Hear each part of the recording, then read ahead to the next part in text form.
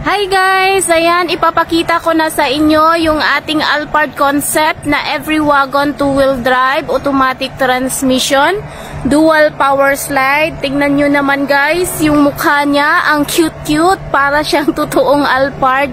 Ayan, may dalawa siya dyang fog lamp at naka LTO registered na siya guys under sa pangalan ni Sir. Yan po yung kanyang headlight, normal headlight lang siya.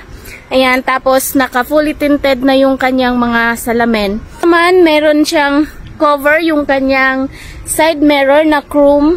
May fender light. Ayan, naka mag wheels na po siya. Size 165 by 50, rim 15. Yung kanyang ilalim po dyan ay naka undercoat na yan. Buong ilalim niya. At tingnan nyo dito guys, may pangdagdag pogi siya na trim. Ayan, so straight yan dito sa kanyang sliding cover. Yan, i-close muna natin para makita nyo yung kanyang chrome na trim. Yan. Dual power slide siya guys. Napaka high-tech na ng unit na to. Ayan, with carrier na siya. So, dito, tingnan natin yung kanyang harapan. Power windows na. Ito yung kanyang mga pindutan sa kanyang power windows at yung adjuster ng kanyang side mirror at auto fold ng kanyang side mirror. Ayan, so dito naman yung switch ng kanyang auto step. Ayan, kung gusto niyang buksan na dito lang siya magpindot, ayan, ma-open yan yung kanyang sliding. Ayan, ganyan. Tapos yung sa kabila naman, ito, pindutin nyo lang ito. Ayan, mag-open na yan siya ng automatic. At meron pa siyang auto step.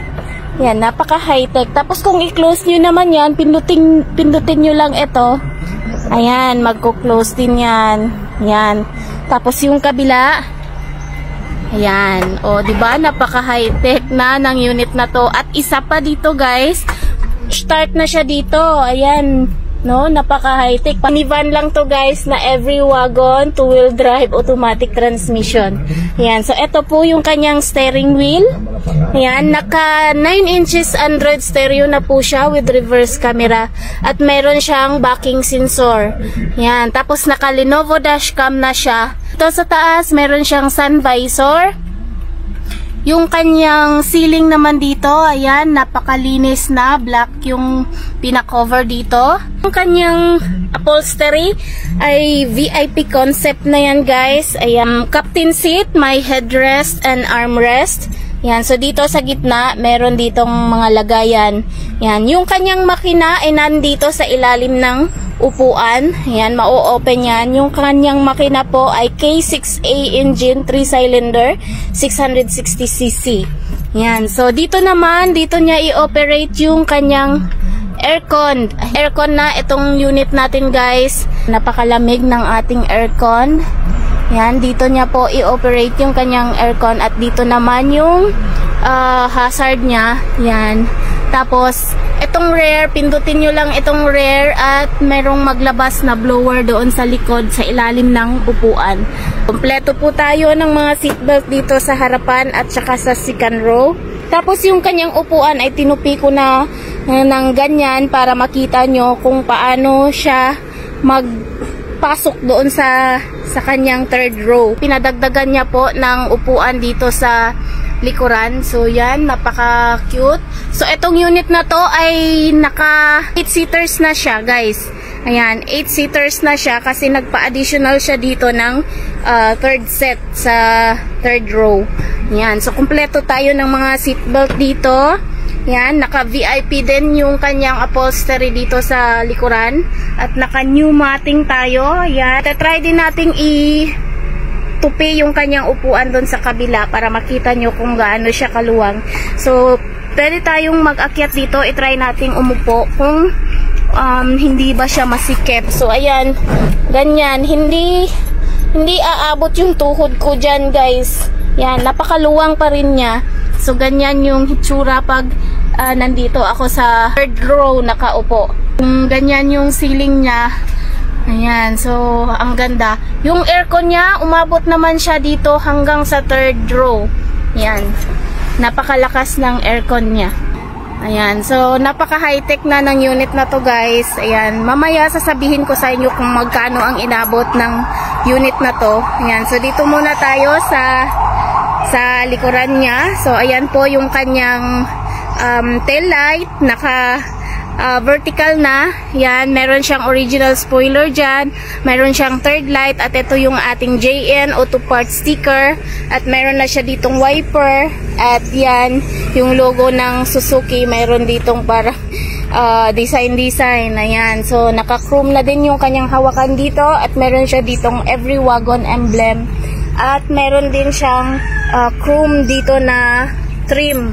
Yan, terno po doon sa kanyang gilid. Ayan. So, ang kanyang bumper naman dito guys, ayan, napaka-cute ng kanyang bumper, at meron pa siyang muffler. Ayan. So, napaka-cute ng back bumper niya. At, ayan, naka-LTO registered na siya. Meron siya ditong reverse camera, at yung sa Lenovo dashcam niya, ayan, with freebies na siya na plate holder para hindi matupi yung kanyang mga plate number, at naka parking sensor na din siya. Ayan, meron na siyang parking sensor. So napaka cute ng kanyang unit guys. So tingnan natin yung kanyang likuran. Ayan, so ganyan yung itsura niya. So meron ka lang hilain dito kung gusto mong i-fold itong upuan. So ito guys, ayan, at pati itong sliding dito ay automatic slide. Ayan, o diba? So itong isang upuan na to, pwede din yan i-baba natin guys. Ayan, marirecline din to sa gusto niyang position. So ayan, so ibaba muna natin, at ipapakita ko sa inyo kung gaano. Ayan, so ganyan na siya guys. O diba, napakaluwang niya. Kung mayroon kang maraming karga, pwede mo yan ipang tupi na yan, itupi yung mga upuan dito, lalagyan mo yan ng mga karga dyan. Yan.